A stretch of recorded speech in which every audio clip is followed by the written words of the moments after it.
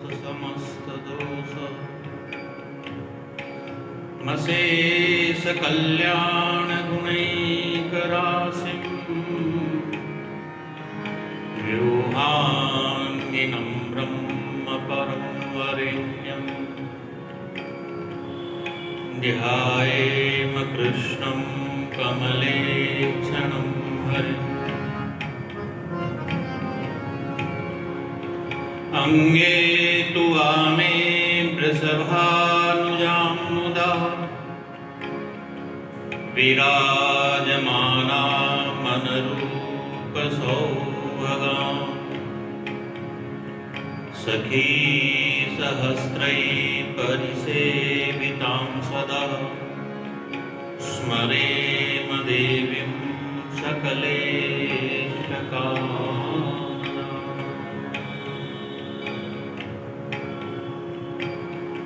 श्रीमते सर्वविद्यानां प्रभवाय सुब्रह्मणे आचार्याय मुनीन्द्राय निम्बार्काय नमो नमः।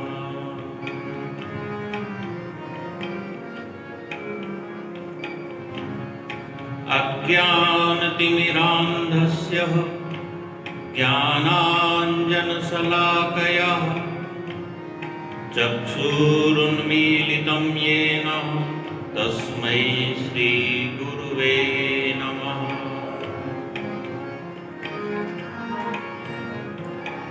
अतुलितबलधामं हेमशैलावदेहं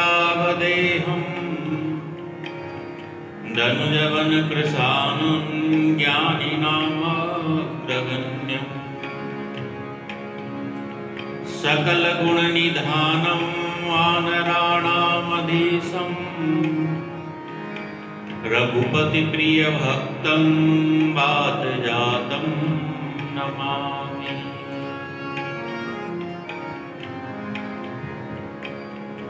भक्ति भक्त भगवंत गुरु चतुर नाम बपुए इनके पद वंदन किए नासहि विघ्न हरे।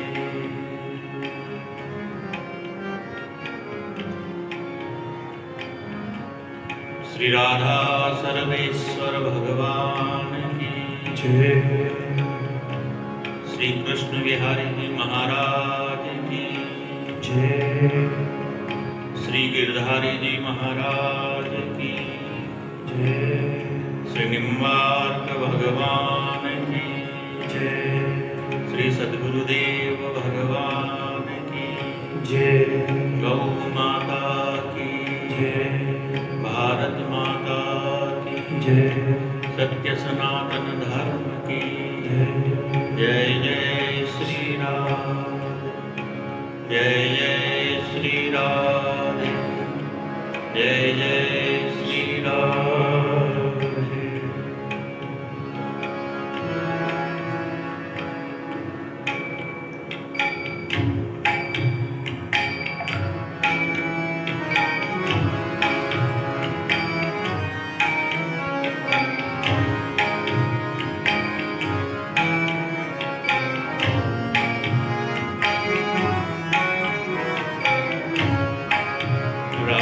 गोविंद गोविंद गोपाल नंद लाल।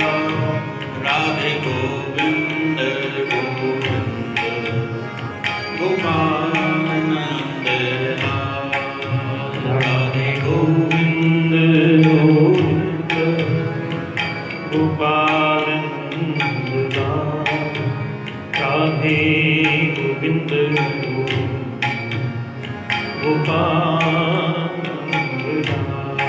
राधे गोविंद गोविंद गोपाल नंद लाल। राधे गोविंद गोविंद गोपाल नंद लाल। राधे गोविंद गोविंद गोपाल गोपाल नंद लाल राधे गोविंद गोपाल राधे गोविंद गोविंद गोपाल नंद लाल राधे गोविंद गोविंद गोपाल नंद लाल राधे गोविंद गोविंद गोपाल नंद लाल राधे गोविंद गोविंद गोपाल हे गोपाल नंद लाल हे गोपाल नंद लाल गोपाल नंद लाल हे गोपाल नंद लाल हे गोपाल नंद लाल हे गोपाल नंद लाल गोपाल नंद लाल हे गोपाल नंद लाल राधे गोविंद गोविंद गोपाल नंद लाल राधे गोविंद गोविंद गोपाल नंद लाल राधे गोविंद गोविंद गोपाल नंद लाल राधे गोविंद गोविंद हे गोपाल नंद लाल राधे गोविंद गोविंद गोपाल नंद लाल राधे गोविंद गोविंद गोपाल नंद लाल राधे गोविंद गोविंद गोपाल नंद लाल राधे गोविंद गोपाल नंद लाल हे गोपाल नंद लाल हे गोपाल नंद लाल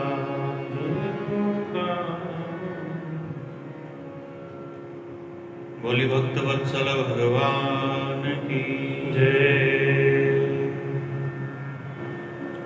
पुरुषोत्तम भगवान की जय पुरुषोत्तम मास की जय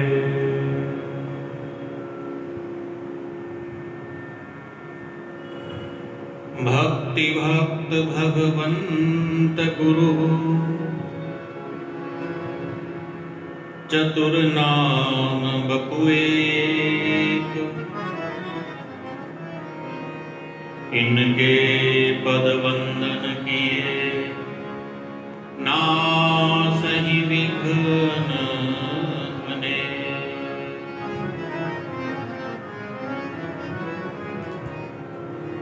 परात्पर परब्रह्म अखिल ब्रह्मांडाधिपति गोलोकाधीश्वर भगवान श्री राधा सर्वेश्वर श्री कृष्ण विहारी जी श्री गिरधारी जी महाराज अस्मत् गुरु परंपरा समस्त वैष्णव परंपरा संत परंपरा भक्त परंपरा सभी का वंदन करते हुए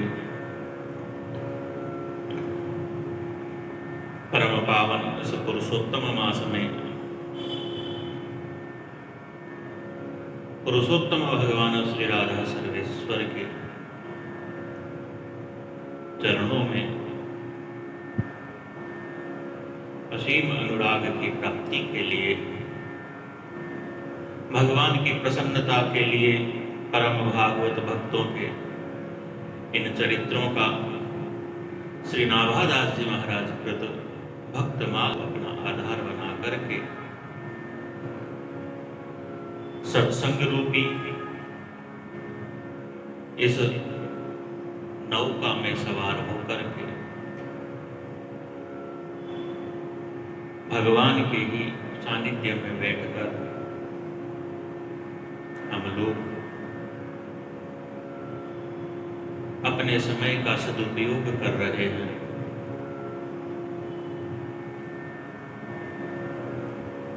भगवान के परम भागवत भक्तों में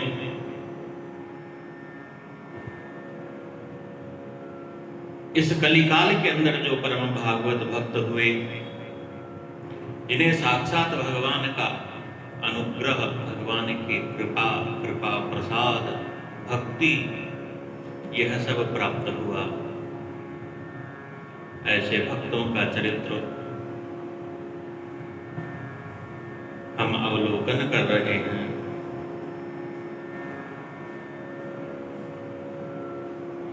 धर्म की ध्वजा को सुदृढ़ रखने के लिए भगवान ही 4 प्रमुख संप्रदायों के रूप में इस धर्म ध्वजा को दिग दिगांतर के अंदर फहराते हैं।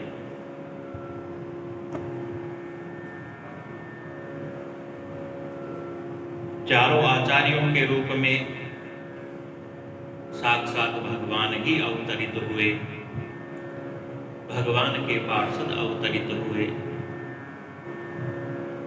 और धर्म की ध्वजा का प्रचार प्रसार दिग दिगांतर किया, देश देशांतर किया।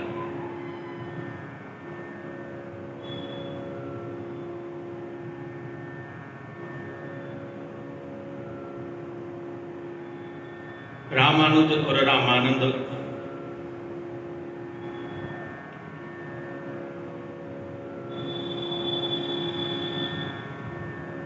जो नारायण मंत्र को मानते हैं वह रामानुज हुए, और जो राम मंत्र को मानने वाले हुए वह रामानंदी हुए। ऐसी परंपराएं चली।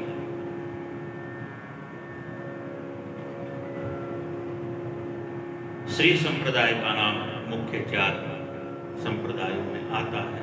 4 आचार्यों के अंदर रामानुज स्वामी का नाम आता है।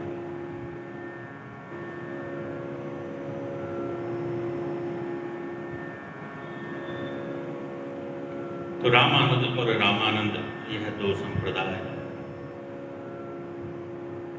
वस्तुतः एक ही परंपरा से और यह आगे चली।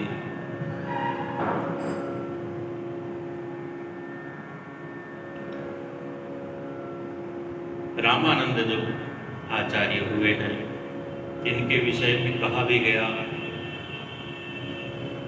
रामानंदो स्वयं राम है प्रादुर्भूतो महीतले। रामानंदाचार्य जी के रूप में साक्षात स्वयं प्रभु राम ही अवतरित होकर के और धर्म की ध्वजा का प्रचार प्रसार दिग दिगंतर, देश देशांतर करते हैं।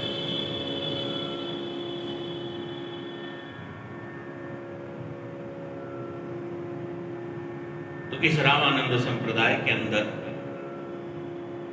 इस परंपरा के अंदर मुख्य तो इनके 12 शिष्य बताए गए,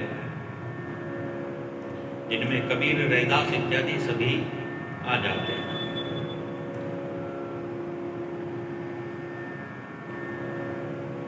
बारह शिष्यों की इस परंपरा के अंदर स्वामी अग्रदास जी महाराज हुए, जिनके शिष्य नाभादास जी, जिन्होंने इस भक्तमाल की रचना करी। अग्रदास जी का चरित्र अत्यंत ही निर्मल है, पावन सरल स्वभाव वाले अग्रदास जी महाराज, जो पयोहारी श्री कृष्णदास जी महाराज के शिष्य। पयोहारी जी महाराज का चरित्र हमने अवलोकन किया। गलता पीठ की जिन्होंने स्थापना की, तो अग्रदास जी महाराज भी वहीं समीप ही अपने गुरु की सेवा में रत रहते। और गुरु ने जब कहा कि अब एकांत में तुम साधना करो, तो आमेर के क्षेत्र में ही राजा की एक वाटिका है, जिसमें रह करके अपना भगवत भजन करने लगे। भगवान की मानसी सेवा करते और फिर भगवान की प्रत्यक्ष सेवा, पूजा इत्यादि भी करते। दोनों प्रकार की साधनाएं यह करते। जिस वाटिका में यह निवास करते उस वाटिका को यह साक्षात भगवान के साकेत लोक की तरह समझते, अशोक वाटिका की तरह समझते। तो उस वाटिका के अंदर जो अनेक कार्य होते, छोटे बड़े अनेक प्रकार के पुष्पों के, फलों के जो पेड़ पौधे हैं, उनकी यदि कोई डाली सूख गई, कोई पत्ते सूख गए, उन सबको अलग करना, उनकी सार संभाल करना, उन्हें जल इत्यादि से सिंचित करना। सूखे पत्ते एकत्रित हो जाए तो स्वयं ही उन्हें बुहार करके और फिर जो नियत स्थान होता वहां पर ले जाकर के डालते इत्यादि समस्त कर्म अग्रदास जी महाराज स्वयं करते। और साधना में तल्लीन रहते। धीरे धीरे इनकी प्रसिद्धि फैलती गई। तो राजा ने जब सुना, एक बार राजा स्वयं दर्शन करने के लिए आया, अपने सैनिकों इत्यादियों को तो बाहर ही उस वाटिका के द्वार पर ही छोड़ दिया और राजा स्वयं अग्रदास जी महाराज का दर्शन करने अपने कुछ निजी मंत्री इत्यादि के सहित उस वाटिका के अंदर चला गया। संयोगवश उस समय अग्रदास जी महाराज उस वाटिका के सूखे पत्ते इत्यादियों को एकत्रित करके और बाहर उन्हें नियत स्थान के ऊपर डालने के लिए गए हुए थे। वापस आते समय उन्होंने देखा, भाई वाटिका के द्वार के ऊपर तो सैनिक इत्यादि खड़े हैं, बड़ी भीड़ लग रही है। तो मन में विचार आया, शायद राजा आया होगा या और कुछ कारण हुआ होगा, इस भीड़ के कारण मेरी भगवत आराधना के अंदर थोड़ा विक्षेप होगा। तो बाहर ही एक तरफ कोई आम का वृक्ष था, उसके नीचे ही बैठ करके और भगवान की मानसिक आराधना करने लगे। राजा भीतर बैठा बैठा प्रतीक्षा कर रहा है और अग्रदास जी महाराज तो बाहर ही एक कोने में बैठ करके अपनी साधना करने लगे। इनके शिष्य नाभादास जी महाराज जो भीतर थे, राजा को प्रतीक्षा करते देखा तो नाभादास जी ने ध्यान लगाया तो देखा गुरुदेव तो बाहर ही बैठ करके अपने सेवा पूजा कार्य में तल्लीन हो गए। तो चुपके से नाभादास जी महाराज भी फिर बाहर आकर के अपने गुरु की उस मानसिक सेवा के क्रम को देखने लगे, गुरु की साधना को देखने लगे, बड़े प्रसन्न चित्त होकर। बड़ा विलंब हुआ, राजा भी प्रतीक्षा करते करते थक गया। तो राजा भी बाहर आता है तो बाहर आकर के देखता है कोने के अंदर वो दोनों गुरु शिष्य बैठे हैं, भगवान की साधना के अंदर तल्लीन है। ऐसी सरलता देख करके राजा बड़ा प्रसन्न हुआ। निवेदन किया, आप तो सदा सर्वदा यही विराजे, आपसे मेरे इस राज्य का सदैव कल्याण होता रहेगा। तो इस प्रकार का निवेदन उस समय जयपुर के जो राजा हैं कि दर्शन काज महाराज मान सिंह आयो, छायो बाग माजू बैठे द्वार द्वार पाल हैं। महाराज मान सिंह उस समय जयपुर के आमेर के राजा थे, जिनके समय का यह सब प्रसंग बताया गया है। श्री रामानंद जी महाराज का समय 15वीं सदी बताया है और इनका समय अग्रदास जी महाराज का समय 16वीं और 17वीं शताब्दी के समय बताया है, जिस समय जयपुर में महाराज मान सिंह का राज था। तो इस प्रकार से महाराज अग्रदास जी, जिनके शिष्य श्री नाभादास जी महाराज, नाभादास जी महाराज ने सबसे पहले तो अन्य जो संप्रदाय हैं उन चारों भागवतों संप्रदायों का वर्णन किया, फिर अपने संप्रदाय के वर्णन की बात उठाई, पुनः गुरु परंपरा इत्यादि का वर्णन किया।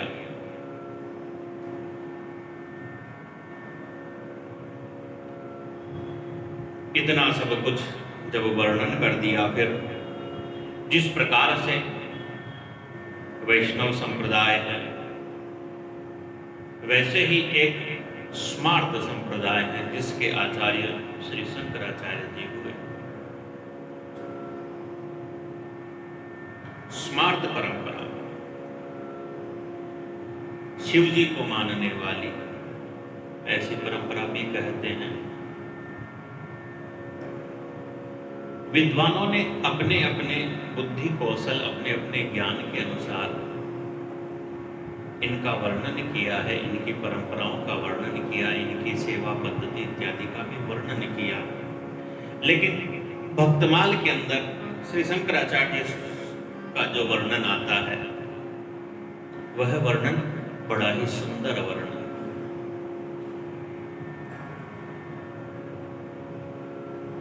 ऐसा वर्णन आया है कि चारों संप्रदायों इत्यादि का वर्णन तो कर दिया, लेकिन यहां पर तो ऐसा लिखा है कि यह सब आचार्य तो बाद में प्रकट हुए, अन्यथा पहले भी हो गए तो भी इनके विषय में इतना प्रचार प्रसार नहीं था। इनसे पहले शंकराचार्य जी का प्रचार प्रसार ज्यादा हो गया। इसका कारण भी था कि अनेक प्रकार के अनिश्वरवादी जो परंपराएं हैं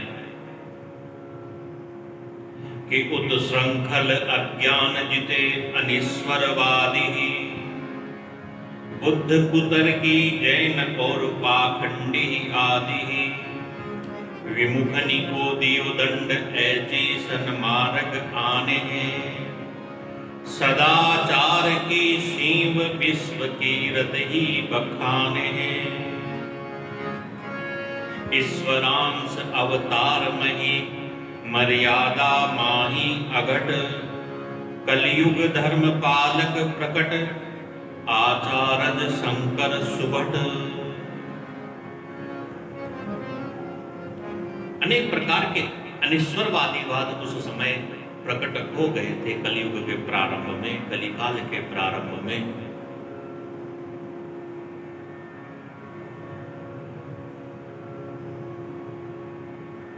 अनेक प्रकार के कुतर्की यह वादी लोग,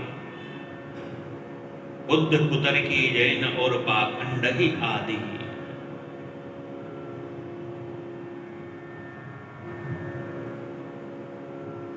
इन सब का परिशमन करने के लिए, इन सब को पुनः सन्मार्ग के ऊपर लाने के लिए, सदाचार की पुनः स्थापना करने के लिए अनेक पंथ, अनेक मत मतांतर प्रारंभ हुए हैं। लेकिन उन सब की बात ऐसी है कि उन सब के अंदर सदाचार का अभाव रहा, सदाचार का अभाव रहा, इसलिए इन सब की इतनी प्रशंसा नहीं की गई है वैष्णव सनातन धर्म के अंदर। इनमें कुछ न कुछ सदाचार का अभाव है, सदाचार का अभाव है।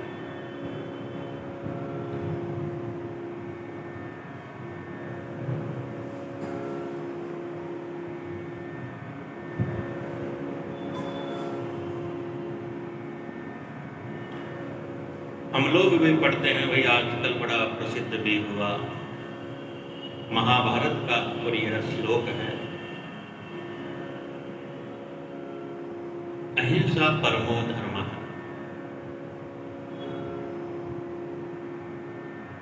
केवल हम इतनी ही बात पढ़ते हैं,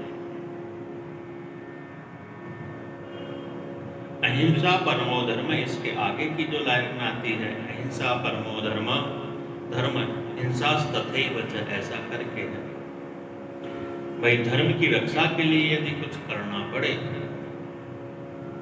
तो आवश्यक भी है।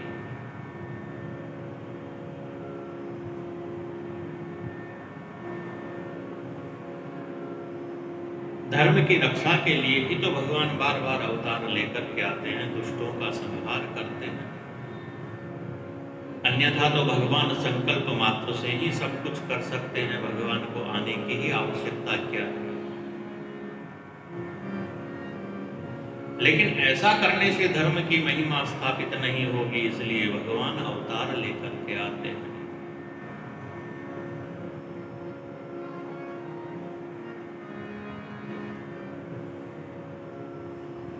भागवती के अंदर प्रसंग आता है, महाराज सगर के 60,000 पुत्र थे। अश्वमेध यज्ञ के घोड़े को खोजने के लिए जब गए तो देखा वही कपिल मुनि तपस्या कर रहे हैं, उनके समीप वह यज्ञ का घोड़ा बंधा हुआ है। तो मन में जाना इन्होंने घोड़ा चुराया है। तो अब शब्द कहने लगे, अपने ही किए हुए पाप के फलस्वरूप वह 60,000 सगर पुत्र जल करके भस्म हो गए।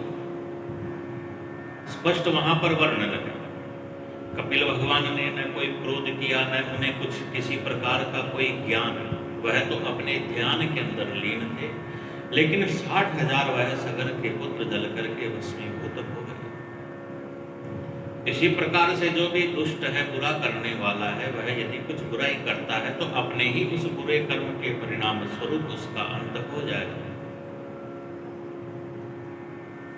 अन्यथा भगवान संकल्प मात्र से कर सकते हैं, लेकिन इससे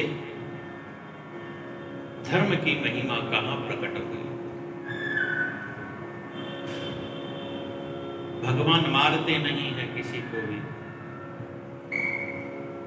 व्यक्ति अपने ही बुरे कर्मों के परिणाम स्वरूप मृत्यु को प्राप्त करता है।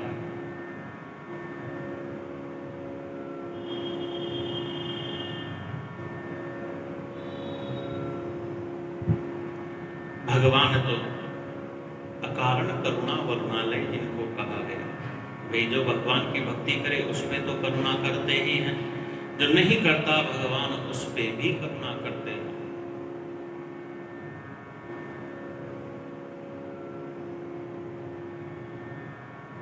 देत ईश बिनु हेतु स्नेह। भगवान यह मनुष्य शरीर हमको देते हैं, हमारा उद्धार करने का हम प्रयत्न करें, इसलिए बिनु हेतु स्नेह। भगवान हमारे इतने सुविधा है, बिना किसी स्वार्थ के, बिना किसी हेतु के, बिना किसी लाभ के, और हमें यह मनुष्य शरीर कृपा करके प्रदान कर देते हैं। ऐसे भगवान हैं। लेकिन फिर वो भगवान जो सर्वसमर्थशाली हैं, धर्म की स्थापना, धर्म की महिमा को बताने के लिए अवतार लेकर के इस प्रकार की लीलाएं करते हैं। ऐसे ही भगवान समय समय पर इन अधर्म और अधर्मी जनों को, इनसे धर्म को बचाने के लिए, यानी जब कलिकाल के प्रारंभ में ही और ऐसे इन अधर्मी जनों के कारण धर्म की हानि होने लगी, तब वर्ण धर्म, आश्रम धर्म, भागवत धर्म, इन सब का और इनका पालन करने वालों का रक्षण करने के लिए कहते हैं स्वयं भगवान शंकर ही शंकराचार्य के रूप में प्रकट हुए हैं। भगवान शंकर तो परम वैष्णव है, लेकिन इनका यह संप्रदाय फिर स्मार्त संप्रदाय क्यों हुआ, आगे इस बात की भी चर्चा आएगी। श्रुति स्मृति विहित सज्जन परिग्रहित समीचीन आचरण की सीमा की मर्यादा स्थापित करने के लिए और शंकराचार्य जी का प्रादुर्भाव हुआ। दक्षिण भारत के अंदर यह जन्म है।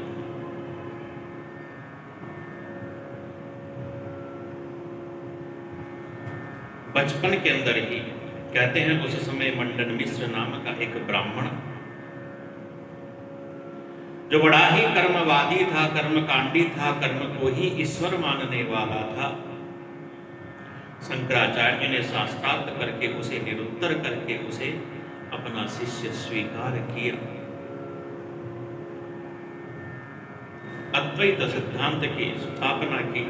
लेकिन उससे पूर्व तो श्री शंकराचार्य जी महाराज ने शिव विष्णु भक्ति भज गोविंदम विश्व विश्रेष पादाम्बुज दीर्घ नौका इत्यादि बड़े सुंदर सुंदर वैष्णव भक्ति से परिपूर्ण, भगवत भक्ति से परिपूर्ण स्तोत्र इत्यादि इन सब की रचना की। भज गोविंदम गोविंदम भज मूढ़मते। बड़ा सुंदर शंकराचार्य जी का यह स्तोत्र है।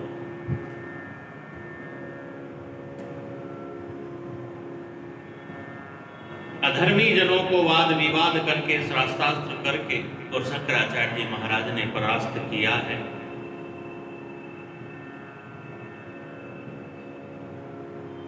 धर्म की स्थापना के लिए संपूर्ण भारत का परिभ्रमण किया। भारत के चारों कोनों में चारों महातीर्थों के अंदर 4 पीठों की स्थापना शंकराचार्य जी महाराज ने की है। उत्तर पश्चिम पूर्व दक्षिण चारों दिशाओं के अंदर।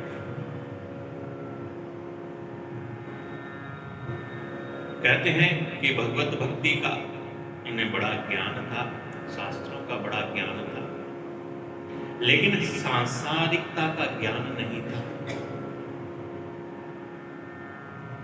तो जो अधर्मी जन थे, अधर्मी जनों ने एक बार शास्त्रार्थ करते करते और इनसे जो सांसारिक विषय होता है, श्रृंगार का विषय, उसका वर्णन करना प्रारंभ कर दिया।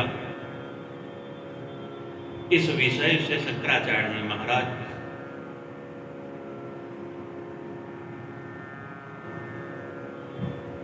थोड़े कम जानकार थे। तो शंकराचार्य जी ने क्या किया, अपने योग बल के प्रभाव से, उस समय कोई राजा था जिसकी मृत्यु हो गई थी अकस्मात, तो परकाय प्रवेश सिद्धि के द्वारा उस राजा के शरीर में प्रवेश किया। अपने शरीर को सुरक्षित रख करके और शिष्यों से कहा, तुम इसकी रक्षा करना, मैं इस राजा के शरीर में जा रहा हूं, संसारिक विषय भोगों का उपभोग करूंगा, लेकिन यदि मेरा मन उस सांसारिकता के अंदर रम जाता है तो हे शिष्यों, मोह मुद्गर नाम का मैं यह ग्रंथ तुम्हें सौंप करके जाता हूं। तुम आकर के और मुझे इसका उपदेश करना, मेरा मोह जाल सब नष्ट हो जाएगा। ऐसा कह करके उस राजा के मृत शरीर में प्रवेश किया तो राजा का वह शरीर जीवित हो गया। जाकर के सांसारिकता का पालन किया, सांसारिक जो विषय वासनाएं हैं इन सबको जाना। जितना समय शिष्यों को बता करके गए थे वह समय पूर्ण हुआ। शिष्यों ने सोचा गुरुजी ऐसा कह करके गए थे तो चलो, और जा करके मोह मुद्गर वह जो ग्रंथ था वह सुनाने लगे। तो शंकराचार्य जी महाराज को अपने स्वरूप का बोध हुआ। राजा के उस शरीर का त्याग करके पुनः अपने पूर्व शरीर के अंदर अपनी योग सिद्धि के प्रभाव से प्रवेश करते हैं और फिर आकर के इन अधर्मी जनों को इन सब विषयों के अंदर भी परास्त कर देते हैं। सर्वत्र इनकी जय जयकार होती है। इस प्रकार से यह अधर्मी जो जन थे, तांत्रिक इत्यादि अनेक प्रकार की सिद्धियां जानते थे। इन्होंने सोचा कि भाई यह तो अपने प्रभाव से राजा को भी अपना बना लेंगे, तो कुछ तो ऐसा करें कि राजा को और इनको दोनों को ही नष्ट कर देते हैं। तो कैसे जैसे करके वह तांत्रिक लोग एक बार राजा को और शंकराचार्य जी को एक ऊंचे स्थान के ऊपर ले जाते हैं और वहां जाकर के अपने तंत्र के प्रभाव से ऐसी माया फैलाते हैं कि चारों ओर जल ही जल भर जाता है, जल ही जल दिखाई देता है।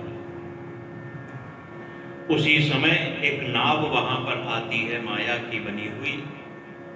तो वह तांत्रिक लोग राजा से कहते हैं, राजा जी अपने प्राण बचाना चाहते हो तो इस नाव पर चढ़ जाओ। शंकराचार्य जी महाराज राजा को रोक लेते हैं और कहते हैं कि पहले तुम सब लोग चढ़ो। तांत्रिकों ने सोचा यदि हम नहीं चढ़ेंगे तो राजा वैसे हमको मार देगा और हम इस नौका पर चढ़े तो वैसे हम मर जाएंगे। तो भय से भयभीत होकर के वह तांत्रिक लोग उस नाव के ऊपर चढ़ने लगे, लेकिन वह सब तो माया जाल था, आभास मात्र था, केवल दिख रहा था कुछ नहीं। तो जैसे ही वह चढ़ने लगे तो उस ऊंचाई से नीचे गिर गिर करके वह समस्त तांत्रिक लोग प्राणांत को प्राप्त हो जाते हैं। अपने प्राणों की रक्षा शंकराचार्य जी के द्वारा हुई जान करके वह राजा शंकराचार्य जी का अनुभूत हो जाता है। भगवत भक्ति का उपदेश श्री शंकराचार्य जी महाराज उस राजा को करते हैं। इस प्रकार से शंकराचार्य जी महाराज ने प्रथम तो भगवत भक्ति भागवत धर्म का ही भली भांति प्रचार प्रसार किया था, लेकिन फिर प्रभु की प्रेरणा से अपने मत में स्वयं उन्होंने कुछ मायावाद डाल दिया। केवल निर्विशेष अद्वितीय ब्रह्म ही सत्य है और सब माया ही माया है। निर्विशेष अद्वितीय ब्रह्म ही सत्य है, निर्विशेष अद्वितीय ब्रह्म।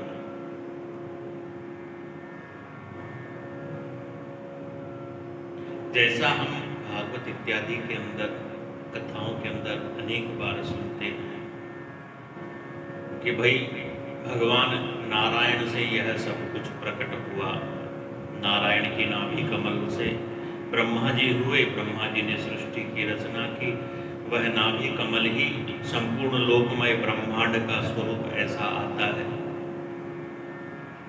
और वे भगवान नारायण ही उनके ही 3 रूप प्रकट हुए, फिर ब्रह्मा विष्णु महेश के रूप में। फिर भगवान विष्णु ही अनेक प्रकार के अवतार लेकर के अनेक प्रकार की लीलाएं करते हैं। भागवत जी के अंदर वर्णन आया है कि ब्राह्मण के पुत्रों की रक्षा जब अर्जुन नहीं कर पाता है, तब भगवान श्री कृष्ण अर्जुन को लेकर के और अपने धाम में जाते हैं। तो वहां पर महानारायण उन्हें आज्ञा देते हैं कि तुम्हारा लीला कार्य पूर्ण हुआ, अब तुम पुनः लौट आओ। ऐसा प्रसंग आता है। भाई कृष्णस्तु भगवान स्वयं, भगवान श्री कृष्ण तो साक्षात परब्रह्म परमात्मा ही थे, वो ही यह बात बोल सकते थे। अर्जुन तो उन्हें जानता था, नर नारायण के ही तो यह अवतार है, लेकिन फिर भी भगवान ने और यह सब लीला का वर्णन किया। तो वह जो महानारायण का वर्णन आया, अद्वितीय निर्विशेष ब्रह्म का जो वर्णन आता है, वह परमात्मा जो सबसे अलग है, न कुछ करता है न कुछ, ऐसा वह ब्रह्म ही सत्य है और सब माया है।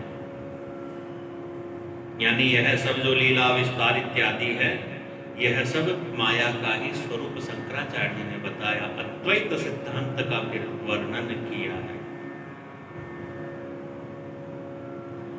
तो इस प्रकार से ईश्वर को भी विद्या माया युक्त कहा, ज्ञान भक्ति वेद मंत्र इत्यादि मोक्ष साधनों को भी केवल विद्या मायामय बताया, जीव और संसार को अविद्या मायामय बताया, दोनों मायाओं को तीनों कालों में मिथ्या ही बताया। कितने जीव भगवत से और भागवत धर्म से विमुख हो गए और होते ही जा रहे हैं, यह सब इस कारण ही हुआ क्योंकि यह ब्रह्म ज्ञान का प्रपंच बड़ा ही संशय युक्त है। ब्रह्म सत्यम जगन मिथ्या जीवो ब्रह्म ही बना परः, इस प्रकार का सिद्धांत शंकराचार्य का हुआ, लेकिन इससे भ्रम ही ज्यादा फैलता गया।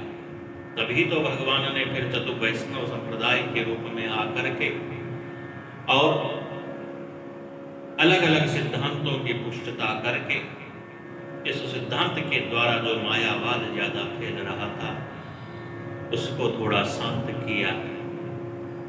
तो पहले तो भगवत भक्ति इत्यादि का प्रचार प्रसार किया और फिर बाद में यह सब शंकराचार्य जी के द्वारा किया गया, ऐसा वर्णन आता है। प्रियादास जी महाराज ने यह सब यहाँ विस्तार पूर्वक बताया कि ब्रह्म ज्ञान बिनु नारी नर कहे न दूसरी बात, कोड़ी लागी लोभ वश करहि विप्र गुरु घात। ब्रह्म ज्ञान बिनु नारी नर कहे न दूसरी बात। ऐसा है और है ही वास्तव में। करहि विप्र गुरु घात। यह ब्रह्म ज्ञान का जो विषय है, यह बिना गुरु के समझ में नहीं आता है। लेकिन लोग स्वयं को ही ब्रह्मज्ञानी समझने लगे। ब्रह्म ज्ञान के बिना तो कोई दूसरी बात करता ही नहीं, ब्रह्म ज्ञान से नीचे बात तो कोई करता ही नहीं। तो ऐसा मायावाद जब फैलने लगा तो भगवान ने फिर दूसरे सिद्धांतों की पुष्टि करने हेतु वैष्णव संप्रदाय इत्यादियों का प्रचार प्रसार फिर ज्यादा किया है। शंकराचार्य जी ने जो मोह मुदकर स्तोत्र, जिसमें 16 श्लोक है, बड़ा सुंदर वह स्तोत्र है कि बालस्तावत् क्रीडासक्तस्तरुणस्तावत् तरुणी रक्तः वृद्धस्तावत् चिंतामग्नः परमे ब्रह्मणि कोपि न लग्नः। भाई जब तक बालक हैं खेल कूद में व्यस्त हैं, तरुण अवस्था आई तो तरुणी में, घर गृहस्थी में, और वृद्धस्तावत् चिंतामग्न है, और जब बूढ़े हो गए तो चिंतामग्न है। बुढ़ापे में बस यही होता है।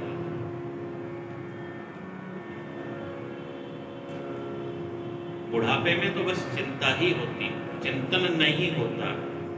वृद्धस्तावत् चिंतामग्न, खुद तो कुछ कर नहीं पाते, इसने ऐसा क्यों कर दिया, इसने ऐसा क्यों कर दिया, ये ऐसा क्यों नहीं करता है, बस यही चिंता लगी रहती है। तो परमे ब्रह्मणि कोपि न लग्न है। भाई जीवन की तीन ही तो यह स्थिति है, बालक, जवान और वृद्ध, इसके बाद में तो मरना है। तो भगवान का भजन कब किया, भगवान में मन को कब लगाया? यावत् जननम तावन मरणम यावत् जननी जठरे शयनम इति संसारे स्फुटतर दोष है कथमीह मानव तव संतोष।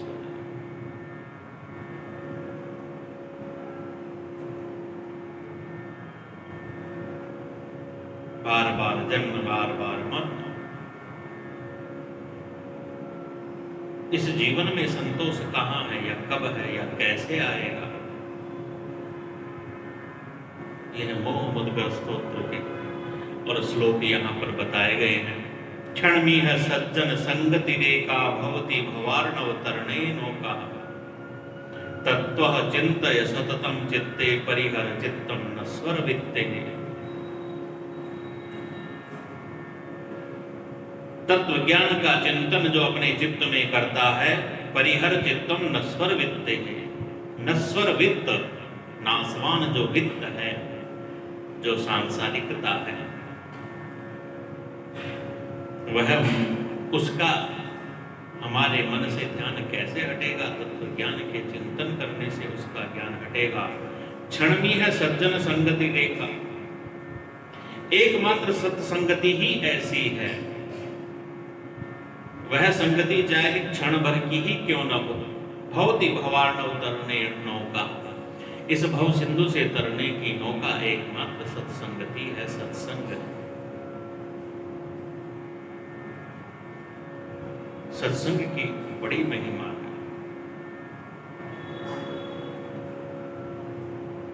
जब तक सत्संग नहीं करेंगे तब तक हमें विवेक रूपी ज्ञान की प्राप्ति नहीं होगी।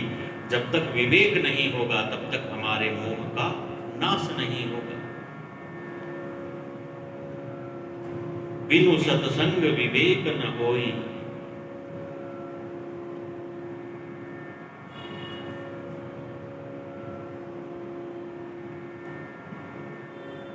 जब तक विवेक रूपी ज्ञान नहीं होगा तब तक मोह का बंधन हमारा छूट नहीं पाएगा। तो शंकराचार्य जी महाराज ने प्रथम तो भगवत भक्ति भागवत धर्मों का बड़ा विवेचन विश्लेषण सब किया है, और फिर इस स्मार्त मत के विषय के अंदर जिसमें मायावाद थोड़ा ज्यादा है,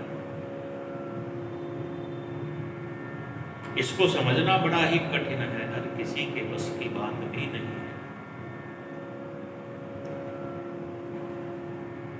ऋषभदेव जी महाराज का चरित्र हम पढ़ते हैं कथाओं के अंदर, भागवत जी की कथाओं के अंदर सुना है, जिन्होंने अपने पुत्रों को बड़ा सुंदर उपदेश दिया। भरत इत्यादि अपने 100 पुत्रों को बड़ा सुंदर उपदेश दिया, और वह सब देने के उपरांत फिर कहते हैं कि अब मैं संन्यास लेकर के वन में जा रहा हूं। अब मैं जैसा जीवन जीऊंगा वह जीवन साधारण मनुष्यों के लिए आदर्श नहीं है। परमहंस वृत्ति को फिर धारण किया उन्होंने, अघोर वृत्ति को धारण कर लिया। इस प्रकार का उनका वह जीवन रहा।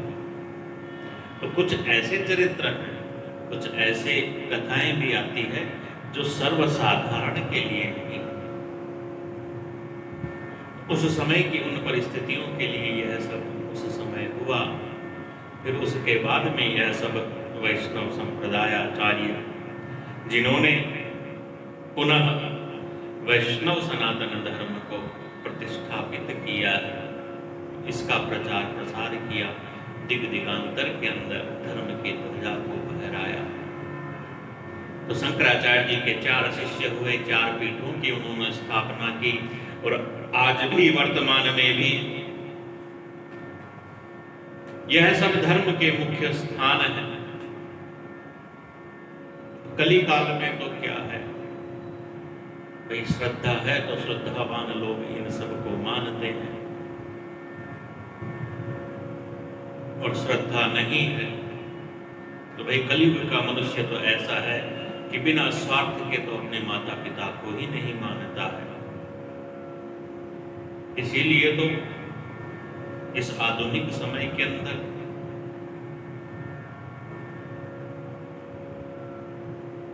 क्या होता जा रहा है, ओल्ड एज होम ज्यादा बनते जा रहे हैं। मातृदेवो भव पितृदेवो भव, ऐसी हमारी यह सभ्यता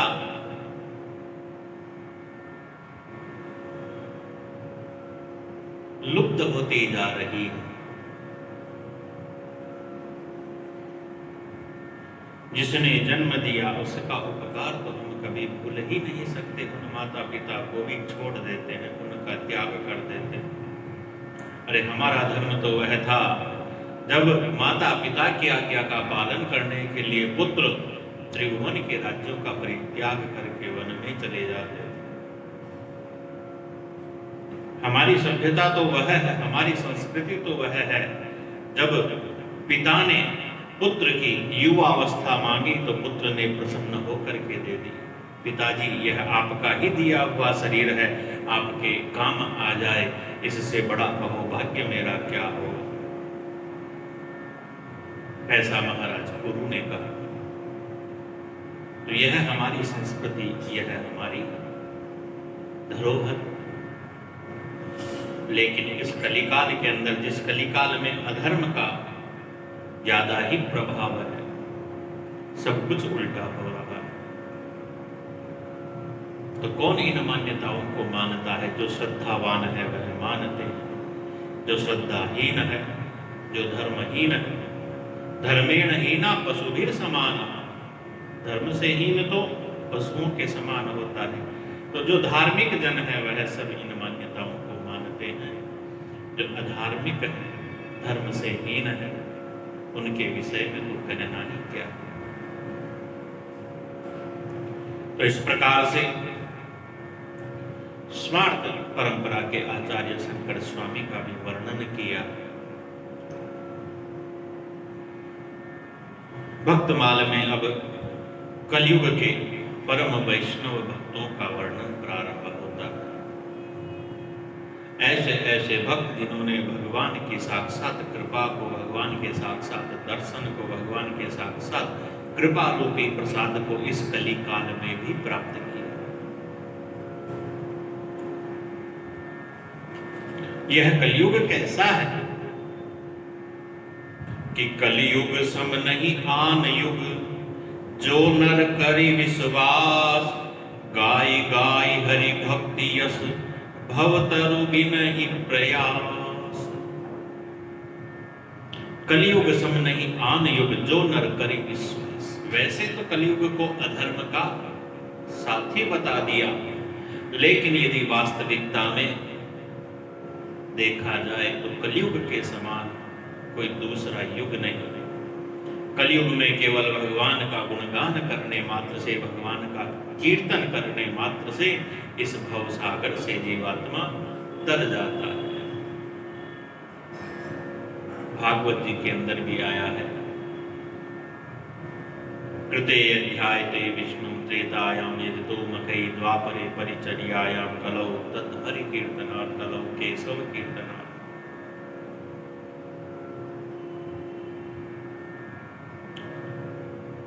ब्रह्मलोक इत्यादि लोकों के अंदर जो युग युगांतर कल्प कल्पांतर से जो योगी जन निवास कर रहे हैं, अरे वह भी प्रार्थना करते हैं कि कली काल के अंदर इस भारत भूमि में हमें मनुष्य रूप से जन्म मिल जाए, ताकि हम थोड़ा सा ही प्रयत्न करके भगवान का गुणगान करके और मुक्ति को प्राप्त हो जाए।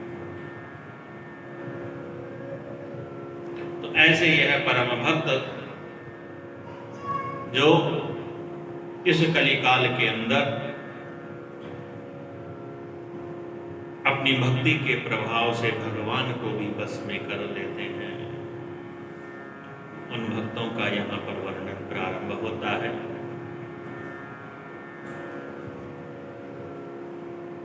कि नामदेव प्रतिज्ञा निर्भयी, जो त्रेता नर हरिदास की।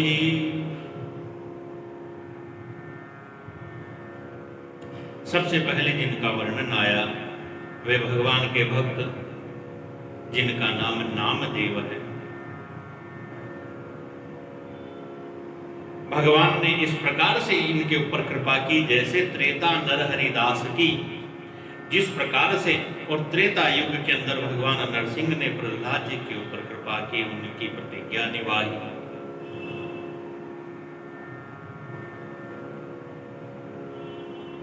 विद्वान लोग कहते हैं कि भाई भगवान नरसिंह का प्रारंभ तो सतयुग में हुआ, भगवान नरसिंह का प्रादुर्भाव सतयुग में हुआ। लेकिन यहाँ पर श्री नाभादास जी महाराज ने लिखा कि नामदेव प्रतिज्ञा निर्वही, जो त्रेता नर हरिदास की। जो त्रेता नर हरिदास की।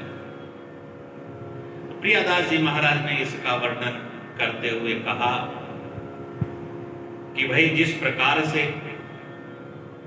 भगवान श्री कृष्ण जब इस धराधाम को छोड़ करके चले गए तो कलयुग आ गया, वह द्वापरांत का समय था। लेकिन जाते ही और कलयुग का प्रभाव दिखने लगा, तो ऐसे ही वह सतयुग का अंतिम समय था, त्रेता युग प्रारंभ होने वाला था, संधि का वह समय था, इसलिए त्रेता युग लिख दिया। और वैसे भी उस समय हिरण्यकशिपु ने वरदान में ये भी मांगा था कि भाई न सतयुग में मरो न त्रेता में मरो। तो न सतयुग था न त्रेता युग था, दोनों के मध्य का वह समय बताया गया। व्याकरण शास्त्र के अंदर भी एक सूत्र आता है कि वर्तमान सामीप्य वर्तमान वधवा। जो वर्तमान के समीप होता है वह वर्तमान जैसा ही होता है। तो जो वर्तमान के समीप होता है वह वर्तमान जैसा ही होता है। भाई आप ऊपर जा रहे हो, ऊपर जाने के लिए आपको सीढ़ियां चढ़नी है, तो आप जाकर के और नीचे से पहली या दूसरी सीढ़ी के ऊपर ही आप खड़े हो, कोई दूसरा व्यक्ति देखता है, वह पूछता है कि अरे वह कहाँ है, तो आप क्या कहोगे, नीचे है या ऊपर है? भाई यह बात तो अलग है कि वह सीढ़ी पर है, लेकिन कहाँ है, नीचे है या ऊपर है, ऐसा कोई पूछे तो आप तो कहोगे भाई वह तो नीचे है। तो नीचे तो है नहीं, पूर्णतः है तो एक या दो सीढ़ी के ऊपर, लेकिन फिर भी कहा कि भाई नीचे है, तो वर्तमान सामीप्य यानी नीचे के समीप है। ऐसे ही पूरा ऊपर छत के ऊपर न पहुंचा, एक दो सीढ़ी नीचे ही है, तो उस समय आप कह दोगे कि भाई ऊपर है, पूर्णतः ऊपर भी नहीं है, उससे तो एक दो सीढ़ी नीचे ही है। तो वर्तमान के समीप है तो वर्तमान जैसा ही है। तो ऐसे ही त्रेता युग प्रारंभ नहीं हुआ, लेकिन प्रारंभ होने ही वाला है। इसलिए वह नाभादास जी महाराज ने लिख दिया कि ज्यों त्रेता नर हरिदास की।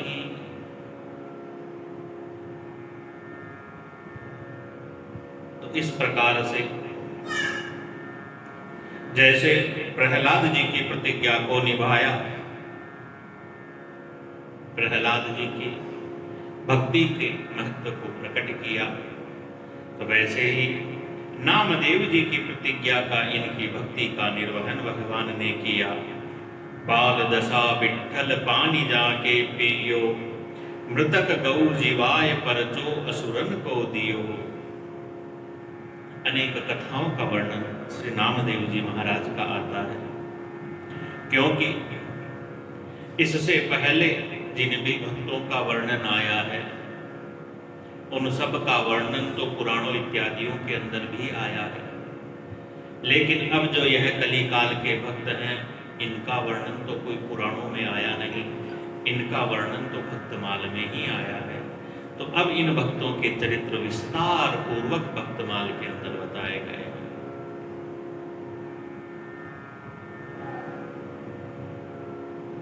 व्यक्ति जब जन्म लेता है तो सबसे पहले उसका नामकरण होता है। भाई बिना नाम के तो कोई अस्तित्व ही नहीं, तो इसलिए नामदेव जी महाराज का सबसे पहले वर्णन आता है।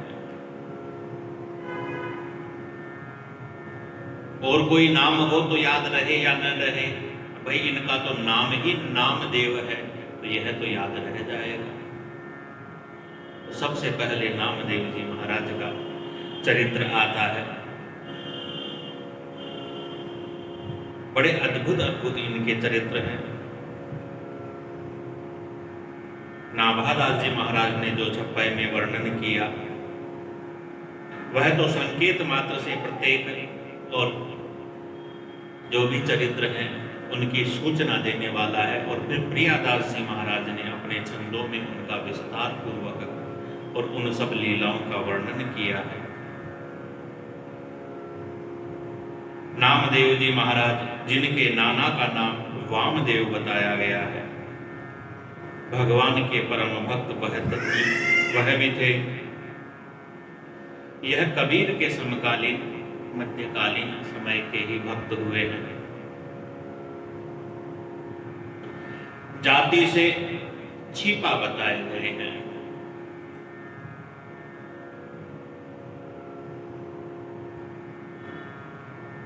वामदेव यह इनके नाना है। वामदेव की पुत्री के यह पुत्र स्वामी नामदेव हैं।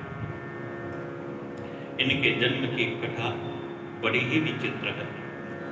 कहते हैं कि वामदेव की जो पुत्री है थोड़ी ही अवस्था के अंदर विधवा हो गई, और उस समय उनकी अवस्था 12 वर्ष की ही हुई थी। तो उसके पिता वामदेव, जो भगवान पांडुरंग के बड़े भक्त थे, अपनी पुत्री को कहते हैं कि यह भगवान पांडुरंगनाथ, यही हमारे सर्वस्व हैं, तो इनकी सेवा पूजा जितने मन से करेगी तेरी मनोकामना अवश्य यह पूरी करेंगे। जो मेरी बात में विश्वास करके चित्त लगा करके प्रेम सहित इनकी सेवा करेगी, तो यह सबके मन की पूरी करने वाले हैं, तेरे मन की भी पूरी करेंगे।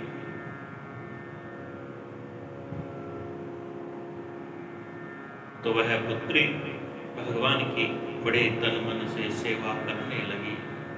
तो भगवान ने सुंदर सुकुमार रूप धारण करके उसे दर्शन किया, भगवान का सुंदर स्वरूप देखा, मन में काम भाव का उदय हुआ। भगवान सबके मन की इच्छा को पूर्ण करने वाले हैं। भगवान ने इनकी इच्छा भी पूर्ण की। सांसारिक दृष्टि से देखे तो वामदेव की यह पुत्री विधवा है, लेकिन भगवान की भक्ति, भगवान में अनुरक्ति ऐसा हुआ, भगवान ने इसकी मनोकामना पूर्ण की। इनकी इच्छा थी भगवान के जैसा सुंदर मुझे पुत्र हो। तो जैसे महाभारत इत्यादि प्रसंगों में, भागवत में भी हमने सुना कि भाई मंत्र शक्ति तो अमोघ होती है, मंत्रों में शक्ति अमोघ होती है, भक्ति में शक्ति अमोघ होती है। मंत्र शक्ति के प्रभाव से जैसे कुंती को विवाह पूर्व ही कर्ण पुत्र रूप में प्राप्त हुआ, तो ऐसे ही भक्ति के प्रभाव से वामदेव की कन्या जो विधवा थी वह गर्भवती हो जाती है। समय आने पर उसके लक्षण प्रकट होते हैं, सबको दिखते हैं। तो भाई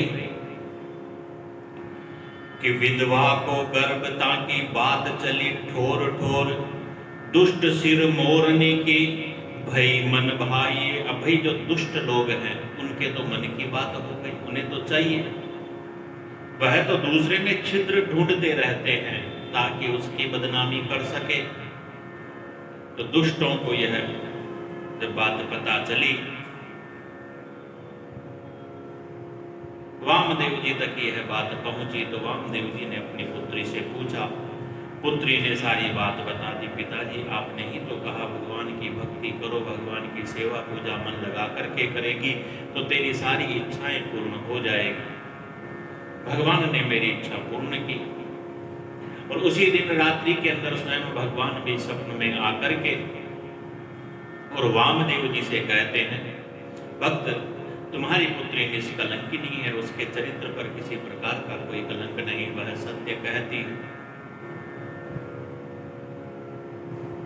वामदेव जी बड़े प्रसन्न हुए। यथा समय पुत्र का जन्म होता है, नामकरण हुआ, नामदेव नाम रखा गया। अपने नाना को देख करके भगवान की भक्ति के प्रति बड़ी अनुरक्ति हो गई। बचपन के अंदर ही भगवान की सेवा पूजा इत्यादि के ही खेल खेलते। जब 5 वर्ष के हुए तो अपने नाना से ही कहने लगे, यह तुम्हारे ठाकुर जी मुझे दे दो, इनकी सेवा पूजा अब मैं करूंगा, मुझे सेवा पूजा करनी आ गई। तो वामदेव जी ने एक बार कहीं अन्यत्र जाने का प्रसंग हुआ तो नामदेव जी से कहा, मैं 3 दिन के लिए जा रहा हूं, तो ठाकुर जी की सेवा पूजा बड़े ध्यान से करना, अच्छी तरह दूध का भोग लगाना और फिर प्रसाद रूप में पाले। वामदेव जी चले गए, नामदेव जी को पूजा ठाकुर जी की समला करके। भगवान विठ्ठल नाथ या पांडुरंग जो भी बोलते हैं, इनकी यह सेवा थी। तो नामदेव जी अब तो वही ठाकुर जी की पूजा करनी है, तो रात को बार बार उठ करके अपनी माता से पूछते हैं, क्या पूजा करने का समय हो गया, क्या प्रातः काल हो गया। रात को नींद ही नहीं आई अति उत्साह के कारण। और जब प्रातःकालीन संध्या ब्रह्म मुहूर्त की बेला हुई, उठ करके तैयार होकर के और भगवान की सेवा पूजा सब बड़ी पवित्रता से की। और फिर 2 सेर दूध लेकर के कढ़ाई में डाल करके ठाकुर जी के भोग के लिए दूध को तैयार करने लगे। किसी प्रकार की कमी न रह जाए, दूध को तैयार करने में बढ़िया रबड़ी के जैसा दूध में तैयार करूंगा। तो इसमें बड़ा विलंब होने लगा, तो माता ने आवाज लगाई, बड़ा विलंब हो रहा है, भोग क्यों नहीं लगाता। तो नामदेव जी ने कहा, बड़े प्रेम से अच्छा दूध तैयार कर रहा हूं, इसलिए विलंब हो गया। तुरंत आगे पर्दा किया, निवेदन करने लगा। थोड़ी देर हुई, पर्दा हटा करके देखा तो दूध वैसे का वैसा ही रखा। बालक तो थे ही ना 5 वर्ष के। हाथ प्याले के हाथ लगा करके देखा, बर्तन के हाथ लगा करके देखा, अरे कहीं ज्यादा गर्म तो नहीं, इसलिए भगवान ने नहीं पिया। तो देखा ज्यादा गर्म भी नहीं, पुनः प्रार्थना करने लगे। सारा दिन निकल गया, न भगवान ने दूध पिया, न इस बालक ने कुछ खाया पिया। माता को पता नहीं चलने दिया, रात्रि में सो गया। दूसरे दिन फिर पुनः वैसे ही सब उपक्रम किया। दूसरे दिन भी भगवान ने दूध नहीं पिया। तो बालक नामदेव ने भी कुछ भी नहीं ग्रहण किया। अब तो तीसरा दिन आ गया, फिर वैसे ही पुनः प्रतिदिन की भांति अच्छी तरह दूध तैयार करके लगाया, भोग लगाया, पर्दा किया। थोड़ी देर में देखा भगवान ने दूध नहीं पिया। बड़े व्यथित हो गए। मैं ऐसा क्या करूं जिससे भगवान दूध पी ले। अरे क्यों नहीं पीते? भगवान से निवेदन करने लगा, प्रभु बड़े प्रेम से तैयार किया, आप इस दूध को पीजिए ताकि मुझे बड़ा आनंद मिले। दोनों दिन दूध नहीं पिया था, तीसरे दिन की यह बात थी। मन में तो यही समझते थे ना कि भाई नाना जी के हाथ से तो रोजिना पीते होंगे, मेरे हाथ से ही नहीं पी रहे हैं। तो भगवान से कहा, हे प्रभु बारंबार आपसे सविनय में कहता हूं दूध पी लीजिए, लेकिन आप पीते ही नहीं हो। आज तीसरा दिन है, कल मेरे नाना जी आ जाएंगे, आपसे पूछेंगे तो उनको पता चल जाएगा कि भाई 3 दिन दूध पिया ही नहीं, तो मुझे आपकी सेवा से फिर अलग कर देंगे। इससे तो अच्छा है कि मैं मर ही जाऊं। ऐसा कह करके छुरी कटारी उठा ली, चाकू उठा लिया, अपनी गर्दन के लगाने लगा। उसी समय भगवान प्रकट होते हैं, दूध का प्याला उठा करके दूध पीने लग जाते हैं। भगवान दूध पिए जा रहे हैं।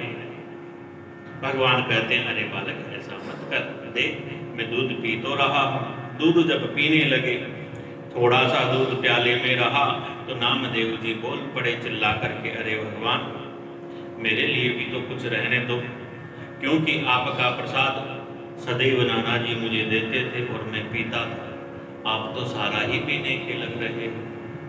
भगवान को हंसी आ जाती है, प्रसादी रूपी वह दूध देते हैं। तीसरा दिन का उपक्रम यह हुआ, बड़ा प्रसन्न बालक रात्रि में या रात्रिकालीन वेला के अंदर नाना जी आए। दूसरे दिन प्रातः काल अपनी सेवा पूजा संभाली तो बालक नामदेव भी पास में ही बैठा था। नामदेव से पूछा तो बालक नामदेव ने सारा प्रसंग सुना दिया।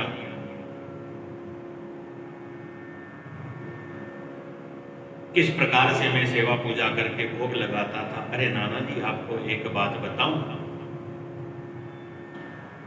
अब आपके ठाकुर जी की मुझसे ज्यादा जान पहचान तो थी नहीं, इसलिए 2 दिन तो उन्होंने दूध नहीं पिया, लेकिन तीसरे दिन तो मैंने भी हट कर लिया तो इन्होंने दूध पी लिया। तो नाना जी ने पूछा, भाई दूध पिया ठाकुर जी ने, इस बात का साक्षी कौन है? तो नामदेव जी ने कहा, भाई इस बात के साक्षी तो स्वयं भगवान ही है, कोई दूसरा तो देखने वाला था नहीं।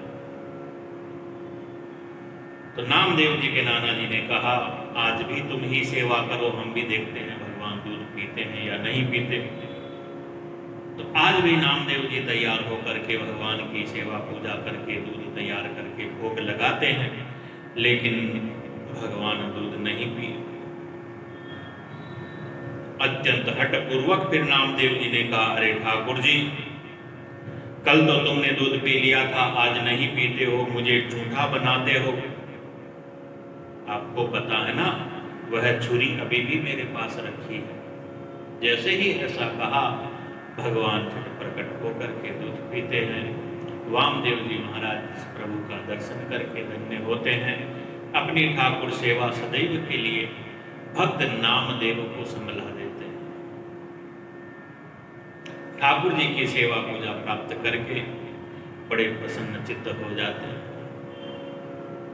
अब तो बस अपना जो कर्म है, छिपा जाति के हैं, वस्त्र शिलना बुनना इत्यादि इनका काम है।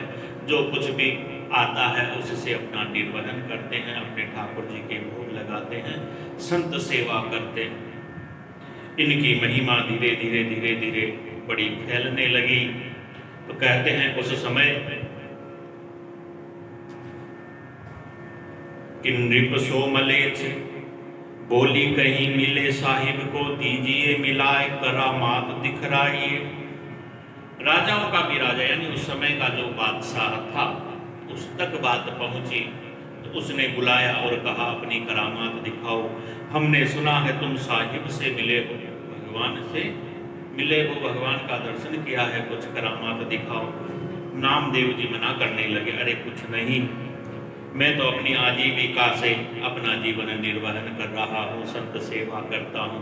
संत सेवा करने का प्रताप है कि मेरी प्रसिद्धि आप तक भी पहुँच गई, मुझ में कुछ करामात नहीं। लेकिन बादशाह तो बादशाह था, नहीं माना।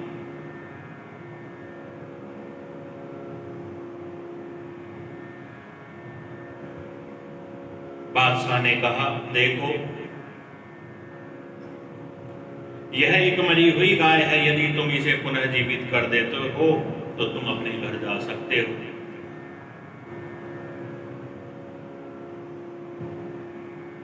नामदेव को भी घर जाने की जल्दी थी। भाई ठाकुर जी की सेवा पूजा का समय हो रहा था, तो वहीं बैठ करके भगवान का बड़ा सुंदर भजन कीर्तन करने लगे। बड़े प्रेम से जब पद भगवान को सुनाया, भगवान की कृपा से वह गौ माता जीवित हो जाती है। यह करामात देख करके, यह चमत्कार ही देखना था उस बादशाह को, तो बड़ा प्रसन्न हुआ, बड़ा अभिनंदन वंदन किया। और फिर उस बादशाह ने क्या किया, एक बड़ा सुंदर पलंग, बड़ा मूल्यवान बनवा करके और नामदेव जी को दिया और कहा, अपने ठाकुर जी को इसके ऊपर शयन करो।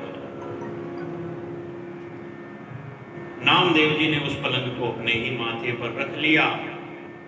तो राजा ने कहा, अरे मैं 10-20 आदमी भेज देता हूँ, यह सब पहुंचा देंगे। नामदेव जी कहते हैं, नहीं, मेरे ठाकुर जी के लिए है, मैं ही ले जाता हूँ। सरल सहज स्वभाव से अपने मस्तक के ऊपर ही उसको रख करके चल दिए। और जब उस बादशाह की नगरी से बाहर आए तो समीप में नदी बह रही थी। उस पलंग को अपने सिर से उतारा, निवेदन किया, है प्रभु यह आपकी सेवा के लिए है, और ऐसा कह करके नदी के अंदर फेंक दिया। बादशाह ने अपने कुछ सिपाही इनकी सुरक्षा के लिए भेजे थे कि भाई बड़ा मूल्यवान पलंग लेकर के जा रहा है, मार्ग में कोई लूट न ले, इसलिए इनकी रक्षा करना, ध्यान करना। उन लोगों ने पलंग फेंकते हुए जब देखा तो आकर के बादशाह से शिकायत कर दी। उस बादशाह को क्रोध आ गया। क्रोध आया, पुनः बुलवाया नामदेव जी को, और पुनः बुला करके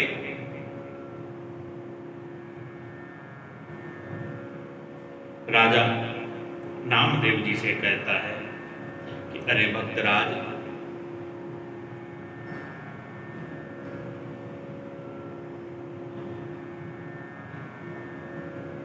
मैंने वह तुमको सेज दी, वह जो पलंग दिया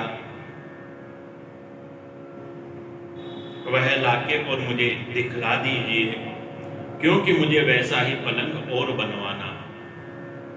ऐसा जब बादशाह ने कहा, कहते हैं नामदेव जी तुरंत गए और वहीं नदी पर जाकर के इन सब लोगों को भी साथ ले गए, बादशाह भी साथ गया। नामदेव जी ने उस नदी से वह पलंग और वैसे और उससे भी अधिक मूल्यवान अनेक प्रकार के पलंग निकाल करके राजा के सामने रख दिए और राजा से कहा, जो तुम्हारा पलंग हो पहचान करके देख लो, ले लो। वह बादशाह बड़ा शर्मिंदा हुआ। अरे मैंने आपका प्रभाव पहले ही पहचान लिया था, लेकिन फिर भी देखो मैंने बड़ा शक किया है। आपने गऊ को जिंदा कर दिया, तब भी आपका प्रभाव न जान करके और मैंने पलंग को देखना चाहा। यह मेरा अपराध आप क्षमा कर दीजिए, अपने प्रभु से मुझे बचा लीजिए, वे भी मेरा अपराध क्षमा करें। नामदेव जी ने कहा, तुम यदि मेरे प्रभु से क्षमा चाहते हो तो किसी संत का अपमान फिर से मत करना, संत को कुछ कष्ट मत देना, संत को कुछ दुख मत देना। ऐसा कह करके नामदेव जी महाराज फिर वहां से चले। कि साधु सताए तीन हानि, धर्म और वंश टीलानी के देखिए कौरव रावण कंस। भाई साधु का जो अपमान करता है, साधु को जो सताता है, उसका तो सब कुछ नष्ट हो जाता है। कौरव रावण कंस सब कुछ इनका नष्ट हो गया, इनका तो वंश ही नष्ट हो गया। साधु सताए तीन अमर। नामदेव जी महाराज का एक प्रसंग बड़ा ही विचित्र प्रसंग है। कहते हैं कि एक बार पंढरपुर में भगवान पंढरीनाथ के दर्शन करने के लिए यह आए तो मंदिर में बड़ी भीड़ थी भक्तों की। तो मन में बात आई कि भाई इतनी भीड़ है, अपनी चप्पल कहीं खोलूंगा तो कोई ले जाएगा। इसलिए क्या किया कि अपने अंगोछे के अंदर अपनी चप्पलों को बांध करके अपने कमर में बांध लिया और भगवान का दर्शन करने के लिए अंदर मंदिर में आ गए। अपनी झांझ खड़ताल इत्यादि निकाल करके और भगवान को भजन सुनाने लगे। अब इतने में ही पीछे कोई पंडा पुजारी थे जिनकी नजर उस पोटली पर पड़ गई और उसमें से दिख गया कि भाई इसने तो चप्पल बांध रखी है। कहते हैं पंडे पुजारियों ने धक्का दे करके दो चार इनके धर भी दी और बाहर निकाल दिया। तो मंदिर के पिछवाड़े में जाकर के बैठ गए। मन में तो यही आया, प्रभु मैंने अपराध किया, अच्छा किया आपने मेरे धक्के लगवा दिए, आपने मेरे दो चार धरा दी, आखिर मैंने गलती की, अपराध किया। ऐसा कह करके फिर कहते हैं प्रभु मेरा नियम था आपको पद सुनाने का, आज आपको पद नहीं सुना पाया, यहीं से सुनाता हूं। और पीछे बैठे बैठे पद गा करके सुनाने लगे। कहते हैं कि भगवान ने अपने मंदिर का जो मुख था वह पीछे की तरफ कर दिया और नामदेव जी को दर्शन दिए। ऐसा भक्ति का प्रभाव है।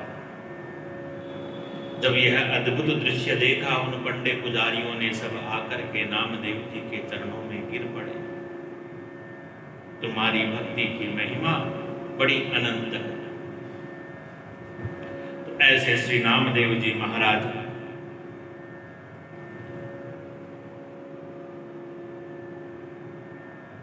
गोस्वामी तुलसीदास जी महाराज कहते हैं कि उमाज रघुपति चरण रत विगत काम मद क्रोध, निज प्रभु मैं देखहि जगत कासन करहि विरोध।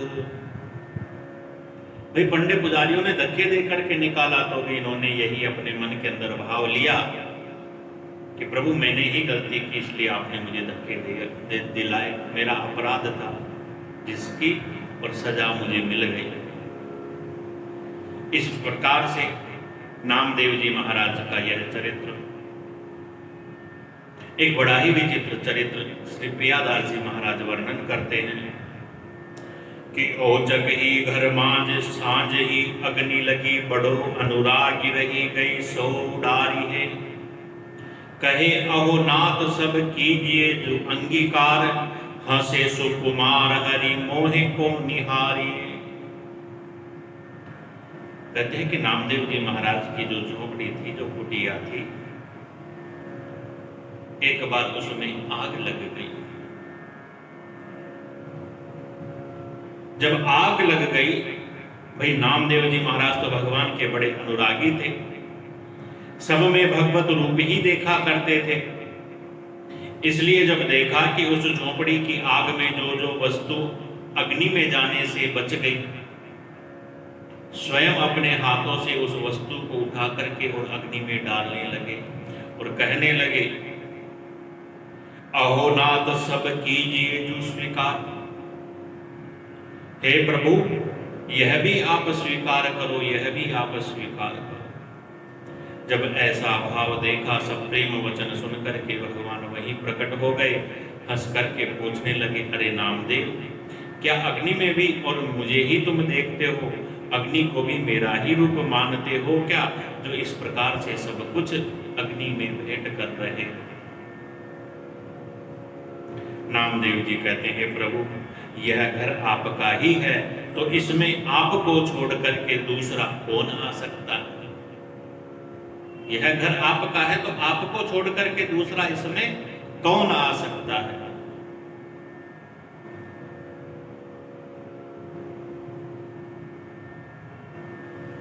भगवान को बड़ी दया आई, कैसा मेरा निराला भक्त है।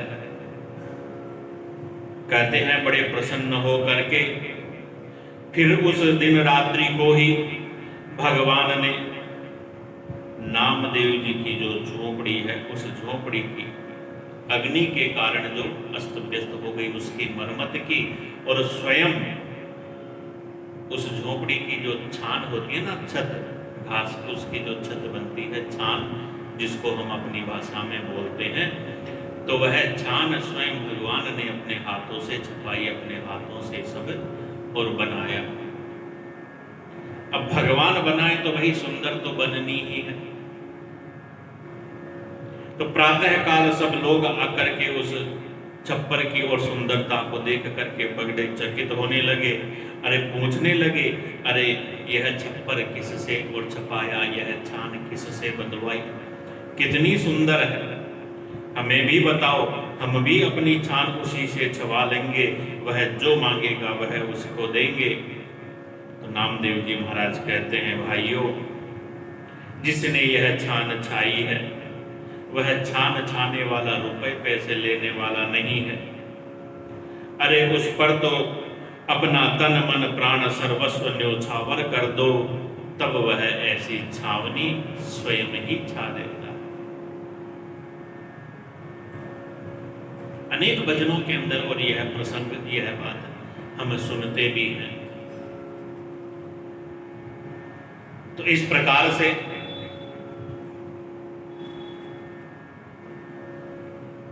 नामदेव जी की भक्ति की महिमा को वर्णन किया गया है। इन भक्तों की भक्ति में और हमारी भक्ति के अंदर क्या अंतर है? तो वह अंतर केवल इतना ही है कि प्रभुता को सबको चाहे, प्रभु को चाहे न कोई। सबको प्रभुता चाहिए, प्रभु किसको भी नहीं चाहिए, सबको प्रभुता चाहिए। बस यही दोष रह जाता है। जो प्रभु को चाहते हैं उसे सब कुछ मिल जाता है, लेकिन प्रभु को कोई नहीं चाहता, सब प्रभुता चाहते हैं। सब मेरे बस में हो जाए, सब मेरे कहे अनुसार करे, इसको सब चाहते हैं। स्वयं किसी की कोई सुनना नहीं चाहता, मानना नहीं चाहता। तो प्रभुता को सबको चाहे, प्रभु को चाहे न कोई। और तुलसी जो प्रभु को चाहे, आप ही प्रभुता होय। भाई ऐसी छान छवानी है तो प्रभु को चाहो सब कुछ मिल जाएगा।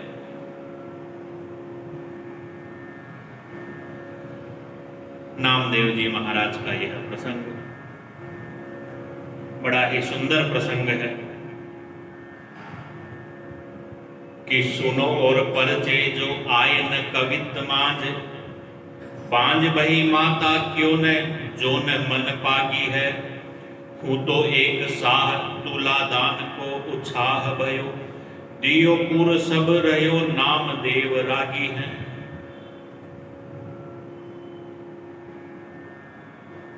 श्री नामदेव जी महाराज के यह प्रभाव जो नाभादास जी महाराज के छप्पे में नहीं कहे गए, प्रियादास जी महाराज ने उनका भी वर्णन किया है। वैसे तो नाभादास जी ने भी बहुत बताए, इतने सब प्रसंग बताए, तो प्रियादास जी महाराज ने भी फिर एक दो प्रसंग और अपने टीका के अंदर लिखे हैं। प्रियादास जी महाराज कहते हैं कि देखो, ऐसे भक्ति भरे श्री नामदेव भक्तराज के जो चरित्र सुन करके और भगवान श्री सीताराम के अंदर जिसकी मति, जिसका प्रेम नहीं होता है, अरे उसकी माता बांझ क्यों न हुई, उसने क्यों कर जन्म लिया, व्यर्थ ही वह तो उत्पन्न हुआ है। ऐसे नामदेव जी के चरित्र हैं। तो एक बड़ा ही सुंदर चरित्र प्रियादास जी महाराज ने भी वर्णन किया कि हूँ तो एक साह तुलादान को उछाह भयो, दयो पुर सब रहो नाम देव रागी है। हूँ तो एक साह, एक बहुत बड़ा साह यानी सेठ, धनवान व्यक्ति।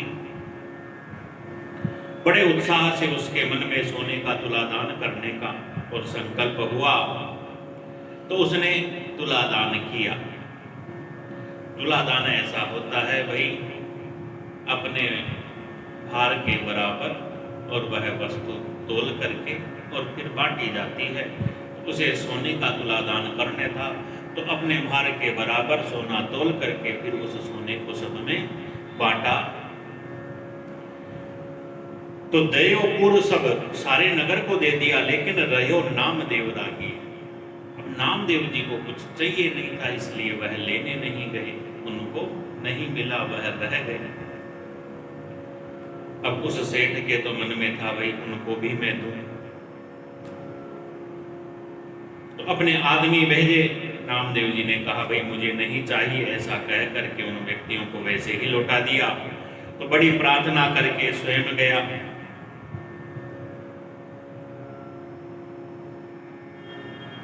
नामदेव जी कहते हैं जब ज्यादा ही अनुनय विनय की तो कहा, अरे बड़भागी सेठ, कहो तुम क्या कहते हो। उसने कहा कैसे भी विनय करके थोड़ा बहुत भी आप स्वीकार कर लो, मेरा भला हो जाएगा। नामदेव जी कहते हैं अरे तेरा भला तो होया हुआ ही है, तूने सबको दिया है, जिसकी आशा लगी है उसको दे। यदि मुझको भी देने की तेरी आशा रखी है, तेरी आशा है, तेरे मन में है, तो ला मुझे भी दे दे। कि जाके तुलसी है ऐसे तुलसी के पत्र माज, लिखियो आदो राम नाम या सो तोल दीजिए। नामदेव जी कहते हैं तेरी आशा है मुझे देने की तो दे, लेकिन एक काम कर। एक तुलसी का पत्र लिया और उस तुलसी के पत्र के ऊपर नामदेव जी ने आधा राम नाम लिखा, यानी केवल रा लिखा, और उस सेठ को देते हुए कहते हैं कि यासो तोल दीजिए, भाई इससे जितना सोना तुले उतना सोना मुझे दे दे। सेठ ने कहा बस इतना सा ही, अरे इतना सा क्यों, इससे ज्यादा लो ना। नामदेव जी कहते नहीं, इसी से तोल करके दे। और जब तोलने लगा तो सब कुछ पलड़े के अंदर चढ़ा दिया, तोल नहीं सकता, आधे राम नाम के बराबर भी। अपने बंधु बांधवों रिश्तेदारों से सबसे मंगा करके और रख दिया पलड़े के अंदर, फिर भी नहीं पलड़ा ऊपर उठा राम नाम वाला। नामदेव जी महाराज ने फिर उस सेठ से एक बड़ी सुंदर बात कही कि अरे देव, जितना धन था वह तो तूने रख ही दिया, कि पर्यो सोच भारी दुख पावे नर नारी, नाम देव जो विचारी एक और काम कीजिए। जीते व्रत दान और स्नान किए तीर्थ में, करिए संकल्प यहाँ पे जर डाल दीजिए। भाई धन दौलत तो सब कुछ तूने रख दी, इससे काम नहीं हुआ, तो अब तो एक काम कर कि जीते व्रत दान और स्नान किए तीर्थ में, करिए संकल्प यहाँ पे जल डाल दीजिए। आज तक तुमने जितने भी व्रत उपवास तीर्थ स्नान दान इत्यादि सुकर्म धर्म किए हो, उन सबको भी संकल्प करके और वह जल इस पर ढोल दे, सब पुण्य इसमें चढ़ा दे। इतना सब कुछ किया, लेकिन फिर भी वह पलड़ा तो हल्का का हल्का, ऊपर का ऊपर ही। जिसमें तुलसी पत्र रखा था, आधा राम नाम लिखा हुआ, वह तो हिला भी नहीं। इतना सब कुछ हुआ, अब तो कुछ बचा भी नहीं, सब कुछ कर दिया समर्पित। बड़ा मन में संकुचित होकर के, लज्जित होकर के नामदेव जी महाराज से कहने लगा, अरे भक्तराज आप इतना ही ले लीजिए। नामदेव जी ने उत्तर किया, यह सब धन और पुण्य लेकर के मैं क्या करूंगा, अरे जब तुमने स्पष्ट ही देख लिया है कि मेरा जो धन है, मेरे पास तो नाम रूपी धन है, भगवान नाम का, भगवान कीर्तन का धन है, और उसके आधे के भी तुल्य यह सब नहीं है। राम नाम राम भक्ति में अपने हृदय के अंदर संतुष्ट होकर के रखता हूँ, उसे ही रखूंगा, इसलिए कि मेरी प्रीति, मेरी प्रेम भक्ति यह सब रस से परिपूर्ण है। तुम लोग भी यह धर्म, धर्माभिमान, यह धनाभिमान छोड़ करके भगवान राम नाम की भक्ति रस में अपनी बुद्धि को भिगो करके और भव सागर से पार क्यों नहीं होते। राम नाम की महिमा बताने के लिए यह सब अद्भुत चरित्र श्री रामदेव जी महाराज का हुआ। राम नाम की महिमा, भगवान नाम की महिमा, भगवान कीर्तन की महिमा, कि कियो रूप ब्राह्मण को दूसरो निपट अंग, भयो ही रंग प्रत परिचय को लीजिए। भई एकादशी अन्न मांगत बहुत भूखो, आज तो न देहो भोर चाहा जितो दीजिए। कहते हैं स्वयं भगवान एक बार नामदेव जी महाराज के एकादशी व्रत के प्रति इनकी निष्ठा का प्रभाव सबको जताने के लिए ब्राह्मण का रूप बना करके इनके द्वार पर आ गए, आकर के अन्न की याचना करते हैं। और इस दिन एकादशी तिथि, बूढ़े ब्राह्मण का रूप बना करके भगवान आए। अरे इनकी एकादशी की निष्ठा कैसी है, इसकी परीक्षा लेता हूँ। दुर्बल ब्राह्मण का रूप बना करके आकर के कहा, मैं कई दिनों से भूखा हूँ, मुझको अन्न दो। नामदेव जी कहते हैं, आज तो एकादशी व्रत है, इससे अन्न का भोजन मैं नहीं दूंगा, कल सवेरे जितना मांगोगे उतना दूंगा। ब्राह्मण बड़ा भारी हट करने लगा, मैं तो अन्न अभी लूंगा। नामदेव जी ने भी कह दिया, आज तो मैं अन्न नहीं ही दूंगा भैया, आज तो एकादशी। बड़ा हल्ला मच गया, सुनकर के लोग एकत्रित हो गए, नामदेव जी से कहने लगे, अरे यह तो मरने वाला है। ऐसे मरने वाले ब्राह्मण पर क्रोध करके और क्या कहें, तुम समझते क्यों नहीं, इसे अन्न दे दो ना। लेकिन एकादशी को अन्न देना निषेध है, इसलिए नामदेव जी ने नहीं दिया। जब 4 प्रहर बीत गए, वह भूखा दुर्बल ब्राह्मण मृत्यु को प्राप्त हो गया, मर गया। लोगों ने देखा, कहने लगे, अरे इस नामदेव ने ब्राह्मण को मार दिया, इसे तो ब्रह्म हत्या लगेगी, इसको छूना नहीं चाहिए। ऐसा जब लोग कहने लगे, नामदेव जी महाराज ने क्या किया, दूसरे दिन प्रातः काल ही लकड़ियां एकत्रित करके चिता बनाई, उस ब्राह्मण के शरीर को गोद में रख करके उस चिता के ऊपर जाकर के बैठ गए। अपने किसी आज्ञाकारी जन को कहा, इसमें अग्नि लगा दो। तभी वह ब्राह्मण जो मृत शरीर के रूप में था, कहते हैं वह तो अंतर ध्यान हो गया और साक्षात भगवान वहां पर प्रकट हो गए। भगवान ने कहा, मैंने ही तुम्हारी परीक्षा ली, तुम्हारे व्रत की ब्रह्मण्यता की सच्चाई मैंने देखी, मुझको बड़ी ही यह सुखदाई लगी। ऐसा कह करके और भगवान फिर अंतर ध्यान हो गए। इस प्रकार से वैष्णव धर्म, भक्ति धर्म, ब्राह्मण, तुलसी, राम नाम, प्रभु की सेवा इत्यादि के अंदर अनेक प्रकार से और नामदेव जी के भक्ति के प्रभाव को वर्णन किया गया है। ऐसी इनकी निष्ठा थी कि सब में भगवान को देखते थे। इस बात का तो एक बड़ा सुंदर प्रसंग भी आता है कि एक बार की बात है, एकादशी का ही दिन था, रात्रि के अंदर जागरण हो रहा था, तो कीर्तन के प्रेमी कुछ अन्य ब्राह्मण लोग भी आकर के इनकी कुटिया के पास बैठ गए। सब लोग भगवान का कीर्तन करने लगे, भजन करने लगे।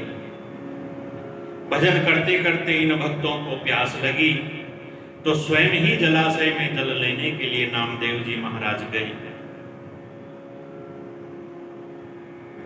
उस जलाशय पे वहां पर कोई प्रेत रहता था, बड़ा भारी प्रेत था, अन्य बहुत सारे प्रेत उसके साथ रहते थे।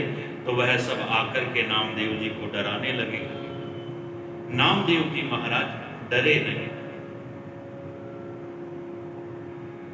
क्योंकि यह तो सब में भगवान ही को ही देखने वाले थे। तो जब प्रेत को देखा, बड़ा भारी बहुत लंबा प्रेत है, ऐसा उसका स्वरूप, तो देख करके नामदेव जी महाराज के मन के अंदर जो विचार आए, कहते हैं कि एक पद के रूप में नामदेव जी महाराज भगवान की स्तुति करने लगे। नामदेव जी महाराज कहते हैं कि ये आए मेरे लंबक नाथ, इतने लंबे भगवान बन करके आए कि ये आए मेरे लंबक नाथ, कि धरती पांव स्वर्ग लो माथो, जोजन भरी भरी हाथ। धरती पांव, इनके पांव तो धरती पर है, स्वर्ग लो माथो, इनका जो मस्तक है वह स्वर्ग तक जा रहा है, और योजन भर भर हाथ, इतने लंबे इनके हाथ हैं जो योजन भर, यानी 10-10 कोस लंबे हाथ इनके। शिव सनकादिक पार न पावे, तैसे ही सखा विराजत साथ। शिव सनकादिक इनकी महिमा का पार नहीं पा सकते, और इनके जैसे ही सखा इनके साथ में है। नामदेव के स्वामी अंतर्यामी, कीन्यो मोहि सनाथ। अरे नामदेव के आप स्वामी हो, अंतर्यामी हो, कीन्यो मोहि सनाथ। आपने सोचा होगा कि भाई रात्रि का समय है, जल लेने में जा रहा हूं, मुझे डर लगेगा, इसलिए मेरी रक्षा करने के लिए आप आ गए। ऐसा भाव नामदेव जी महाराज का। प्रेत रूपों को विनाश करके भगवान संत सर्वांतर्यामी प्रभु वहां पर प्रकट होते हैं। निज रूपामृत मिला करके अब यह जल ले जाओ, जाकर के भगवत भक्तों को पिलाओ। इस प्रकार से नामदेव जी महाराज का चरित्र, बड़ा सुंदर यह चरित्र वर्णन किया गया। भाई कलयुग के तो भक्तों की महिमा ही ऐसी है, जिनकी श्रद्धा रूपी यह डोरी भगवान से जुड़ गई, उन्हें भक्ति रूपी फल की प्राप्ति हुई। हमारी श्रद्धा ही भक्ति के रूप में परिवर्तित होती है। श्रद्धा जब पूर्ण दृढ़ हो जाए, पक्की हो जाए, ऐसी यह श्रद्धा। तो नामदेव जी महाराज का चरित्र हमने श्रवण किया। भक्तों की इस परंपरा में आगे गीत गोविंद कार कवि जयदेव जी का चरित्र आता है। नामदेव जी की तरह ही कवि जयदेव का चरित्र भी बड़ा सुंदर है, अनेकों प्रसंग इसमें भी है। तो कल इसी प्रकार से उन सभी प्रसंगों को देखते हुए और भगवान के इन भक्तों की गाथाओं का हम अवलोकन करेंगे।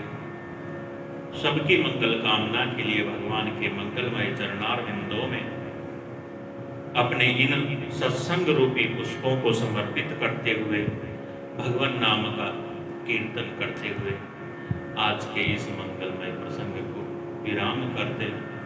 बोलिए भक्तवत्सल भगवान की।